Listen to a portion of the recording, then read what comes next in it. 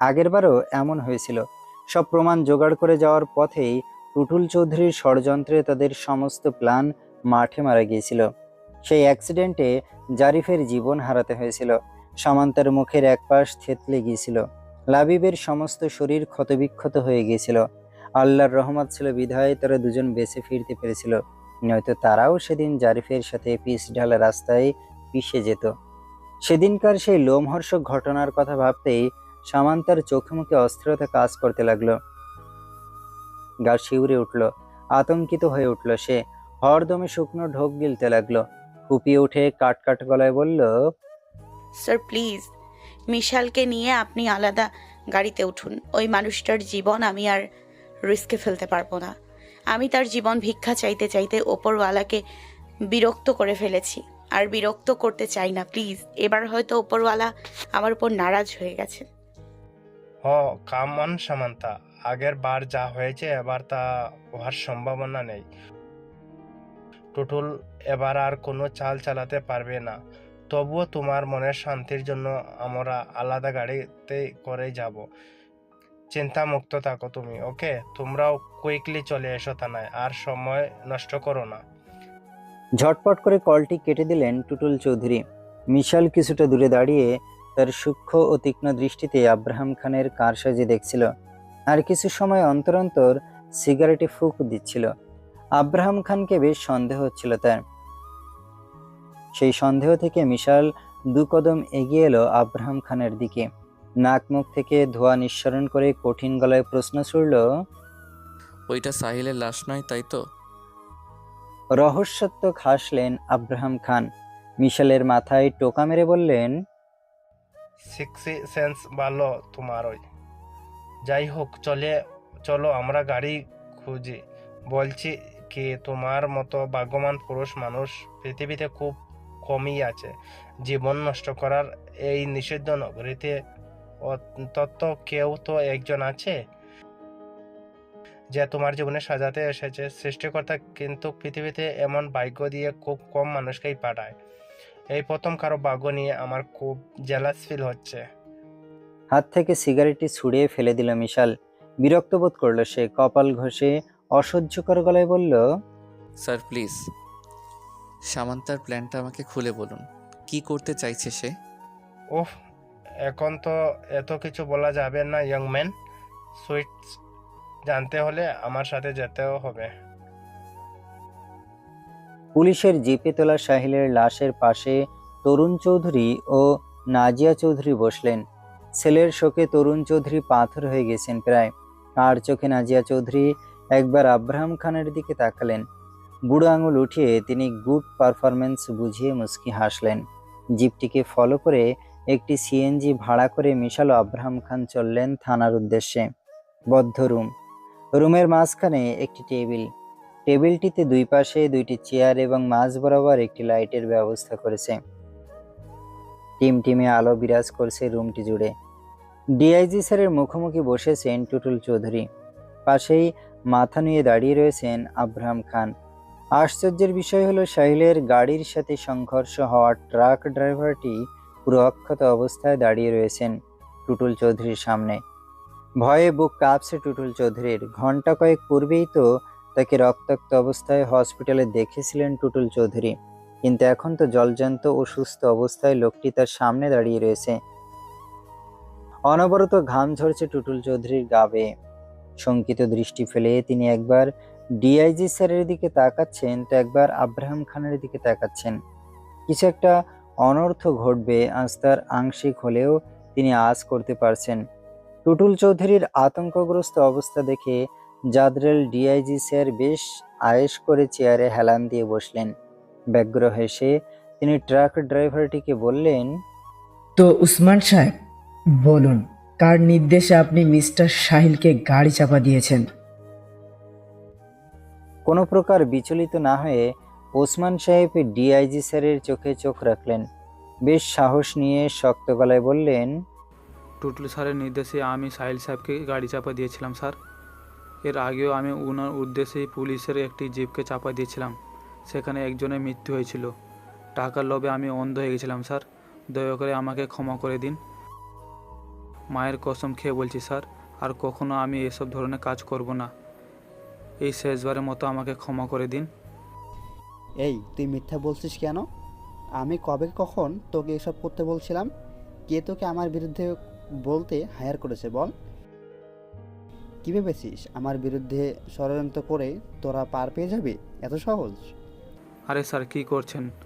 মরে যাব তো আমি, প্লিজ ছাড়ুন। ক্ষিপ্ত হয়ে উঠলেন ডিআইজি স্যার। তার সামনে এমন বেয়াদবি! তাৎক্ষণিক আব্রাহাম খানকে নির্দেশ দিয়ে তিনি বললেন, এই আব্রাহাম, থামাও টুটুলকে। প্রমাণ ছাড়া আমি তাকে এখানে ডাকিনি। তাকে ভদ্রভাবে বসতে বলো, আমাকে খেপাতে বারণ করো। এতে কিন্তু সে তার নিজের বিপদ ডেকে আনবে। বহু কষ্টে হাতাহাতি করে আব্রাহাম খান অবশেষে টুটুল চৌধুরীর থাবা থেকে ওসমান সাহেবকে রক্ষা করতে সক্ষম হলেন। একটানে টুটুল চৌধুরীকে চেয়ারে বসিয়ে দিলেন তিনি। দাঁতে দাঁত চেপে বললেন, দয়া করে ডিআইজি স্যারের সামনে কোনো বেয়াদবি করবেন না। তিনি আপনার জুনিয়র নন। যেভাবে খুশি সেইভাবে তার সাথে আচরণ করতে পারবেন। তিনি আপনার, আমার এবং আমাদের ডিপার্টমেন্টের সবার সিনিয়র। সো আচরণে একটু পরিবর্তন আনুন। তুই আমাকে আচার আচরণ শিখাবে? তোর কাছ থেকে এখন আমার উপদেশ শুনতে হবে? সুযোগ পেয়ে সৎ ব্যবহার করছিস?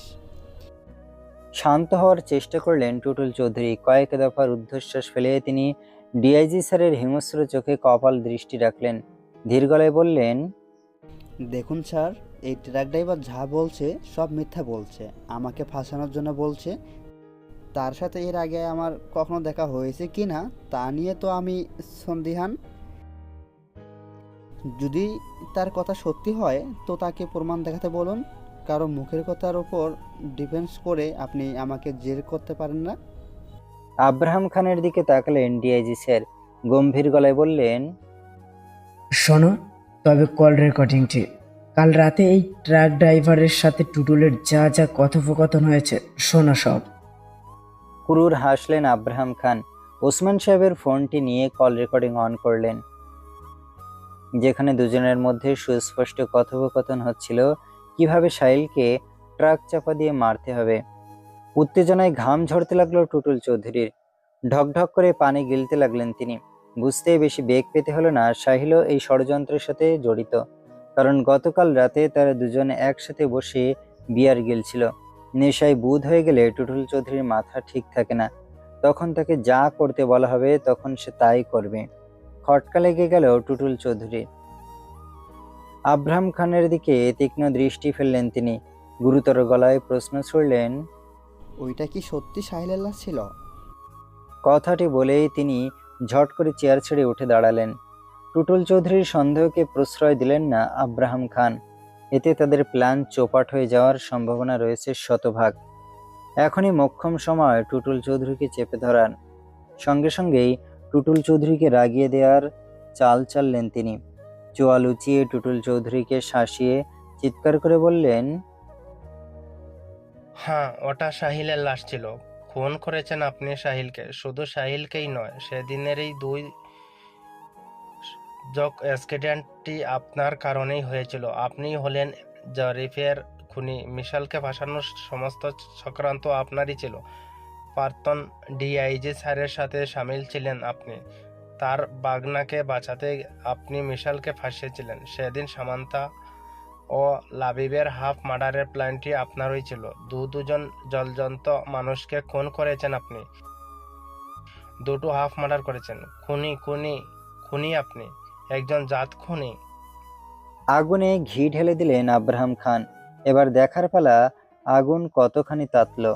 উত্তেজনার বশে টুটুল চৌধুরী আক্রোশ ভরা গলায় বিরামহীনভাবে বলতে শুরু করলেন, হ্যাঁ, আমি খুন করেছি জারিফকে।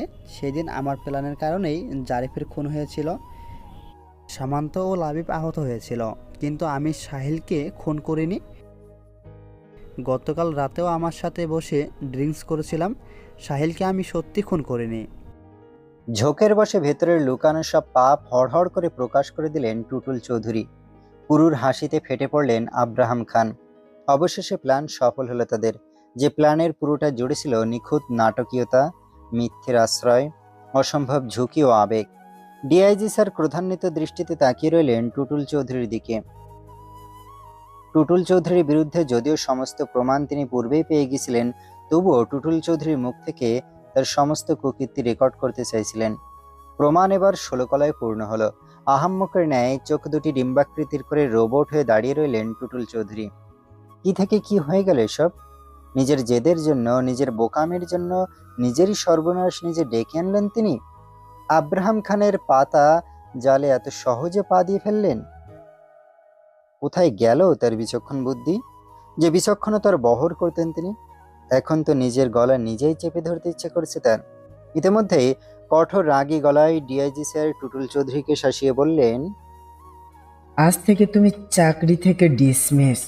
লিগাল স্টেপ নেওয়া হবে তোমার বিরুদ্ধে। আইন হাতে তুলে নিয়েছো তুমি, ক্ষমতার অপব্যবহার করছো। এর শাস্তি তো তোমাকে পেতেই হবে। ক্ষিপ্র হয়ে ডিআইজি স্যার রুম থেকে প্রস্থান নেওয়ার পূর্বেই টুটুল চৌধুরী তার অসহায়ত্ব প্রকাশ করলেন। পরিস্থিতি সাপেক্ষে বুঝতে পারলেন তিনি নিজের পক্ষে নিজে সাফাই দিয়েও আর কোনো লাভ নেই। সমস্ত প্রমাণ এখন তার বিরুদ্ধে। তাই যা করতে হবে নমনীয়তার সহিত করতে হবে, আবেগ ব্যয় করতে হবে। অবিশ্বাস্যভাবেই তিনি ডিআইজি স্যারের পা দুটি চেপে ধরলেন। করুণ কাকুতি মিনতি ভরা গলায় বললেন, স্যার প্লিজ এবারের মতো আমায় ক্ষমা করে দিন। অহংকার ও লোভে অন্ধ হয়ে গিয়েছিলাম আমি। প্রতিশোধের নেশায় মত্ত হয়েছিলাম। এই সমস্ত ঘটনার কেন্দ্রবিন্দু হলো মিশাল। মিশালকে শাস্তি দিতে গিয়ে আমি অনেক বড় পাপ করে ফেলেছি স্যার। আমি আমার ভুল বুঝতে পেরেছি। তবে সাহিলকে আমি খুন করিনি স্যার। মনে হচ্ছে আমার বিরুদ্ধে খুব বড়সড় ষড়যন্ত্র করা হয়েছে স্যার। আমার মন বলছে সাহিল বেঁচে আছে। আপনি সঠিকভাবে তদন্ত করে দেখুন স্যার, আমার কথা সত্য বুঝতে পারবেন। ম্যাডাম শিওর আব্রাহামও এই ষড়যন্ত্রের পেছনে জড়িত রয়েছে। হুহা করে হাসলেন আব্রাহাম খান। টুটুল চৌধুরীর ঠিক পেছনটাতে এসে দাঁড়ালেন। নাক ঘষে বেশ ভাবসাব নিয়ে বললেন, সাহিলের মৃত্যুটা তো একটা অভিনয় ছিল স্যার। আপনার মুখ থেকে সত্যিটা প্রকাশ করা শুকনো অভিনয়। ডিআইজি স্যার এই সম্পর্কে সব জানেন। তিনি সম্মতি না দিলে আমি এত বড় প্ল্যানটি বাস্তবায়ন করতে পারতাম না। যদিও এই প্ল্যানের পুরো মাস্টার মাইন্ড ছিল সামান্তা। মানুষ তখনই নিজের অর্থপতন ডেকে আনে যখন সে ভাবতে থাকে সে পৃথিবীর সবচেয়ে চালাক মানুষ। টুটুল চৌধুরীকে এক প্রকার লাত মেরে ডিআইজি স্যার সোজা হয়ে দাঁড়ালেন। শক্ত গলায় তিনি আব্রাহাম খানকে নির্দেশ দিয়ে বললেন, আজ রাতেই আমাদের বোর্ড মিটিং বসবে। টুটুলকে কি করা যায় সেই মিটিংয়ে ডিসিশন নেওয়া হবে। সেই অবধি তাকে এই রুমে আটকে রাখার দায়িত্ব তোমার। কোনোভাবেই যেন সে এখান থেকে বের না হতে পারে। সো বি কেয়ারফুল, ওকে?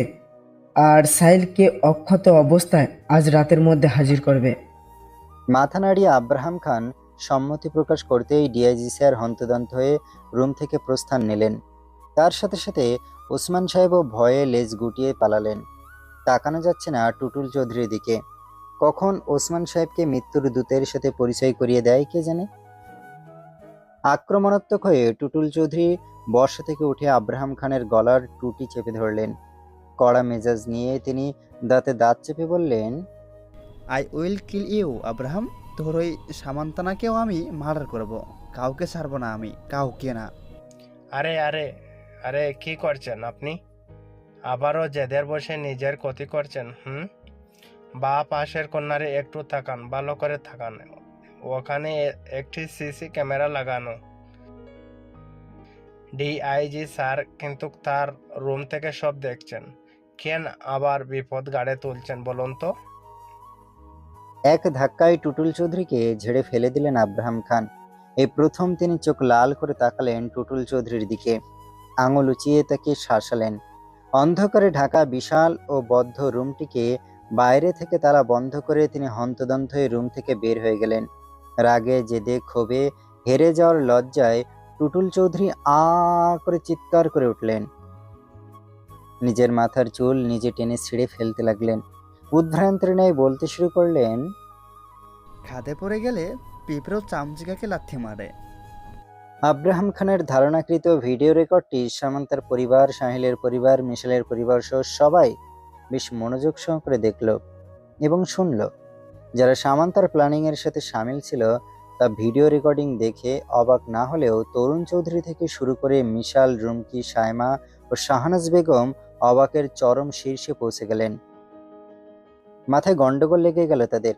মৃদু হেসে আব্রাহাম খান সামান্তার সাথে হাত মিলালেন, কৃতজ্ঞতার স্বরে বললেন, থ্যাঙ্কস সামান্তা, তোমার জন্যই সব সম্ভব হলো।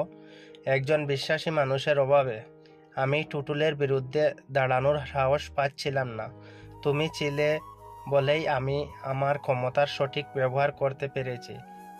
I am so happy. আমার ক্যারিয়ারের সবচেয়ে বেস্ট ওয়ার্ক ছিল এটা। ভবিষ্যতে তোমার যে কোনো বিপদে আপদে তুমি আমায় পাশে পাবে। আমি সবসময় প্রস্তুত থাকবো তোমার যে কোনো প্রয়োজনে। সামান্তাও মিহি হেসে কৃতজ্ঞতা জ্ঞাপন করে বলল, আপনাকে ধন্যবাদ স্যার।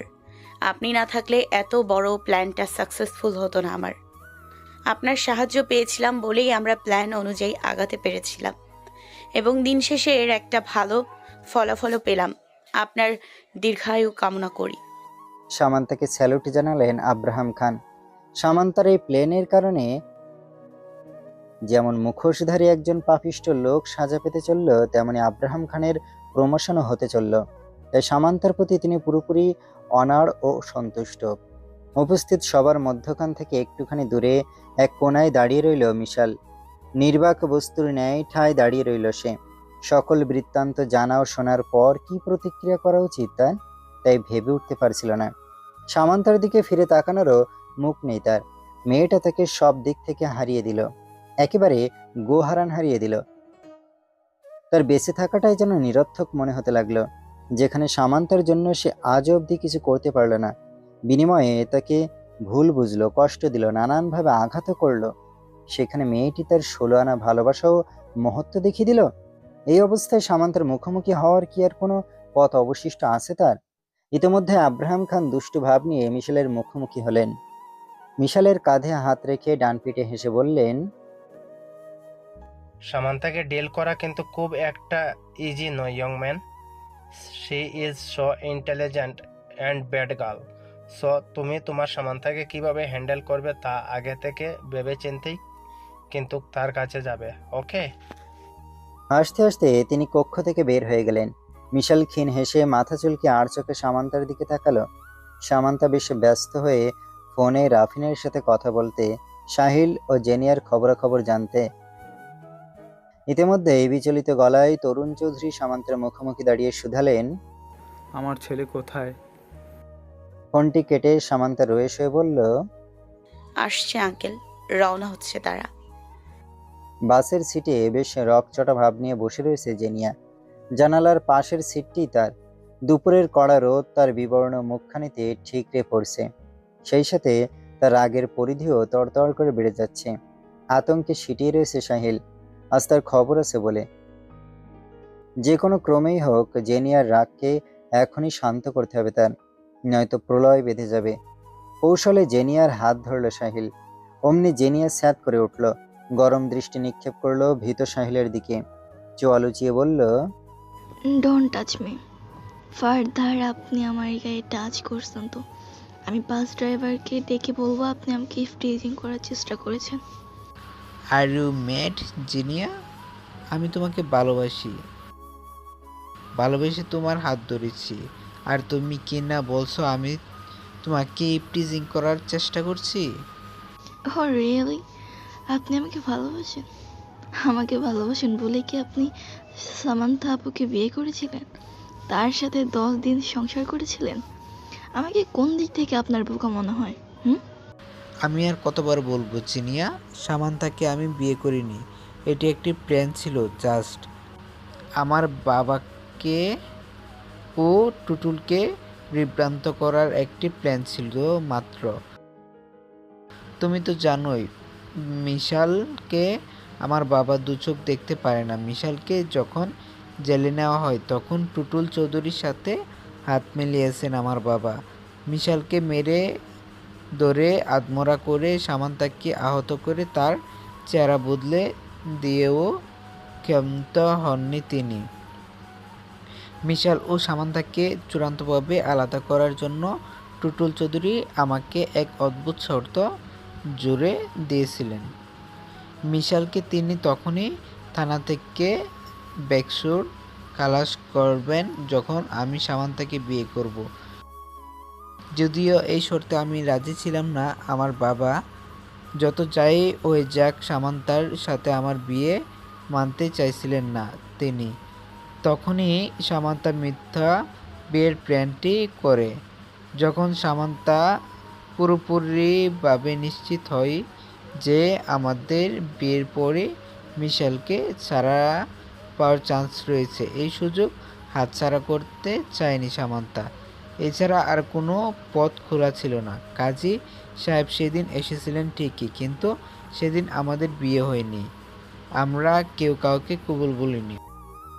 ভাগ্যিস সেদিন বাবা সেখানে উপস্থিত ছিলেন না।